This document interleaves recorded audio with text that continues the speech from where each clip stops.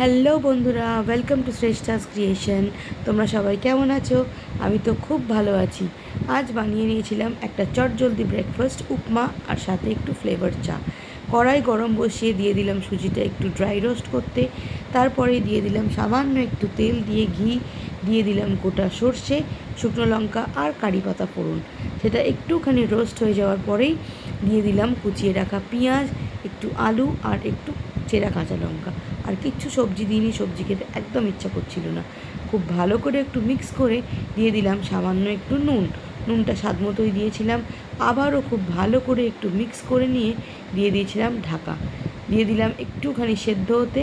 সেদ্ধটা যেই হয়ে গেল দিয়ে দিলাম ফুটন্ত গরম জল। জলটা আমি বুঝে দিয়েছি, তোমরা যতটা সুজি সেরকম বুঝে জল দেবে।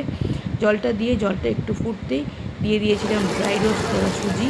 খুব ভালো করে নাড়াচাড়া করে তোমরা যদি একটু মিষ্টি খাওয়া দিতে পারো। দেখো, রেডি হয়ে গেছে আমার ঘরোয়া পদ্ধতিতে উপমা। এটা খেতে ভীষণ টেস্টি হয়েছিল। ভালো লাগলে লাইক, কমেন্ট, শেয়ার, সাবস্ক্রাইব করে দিও। Thank you.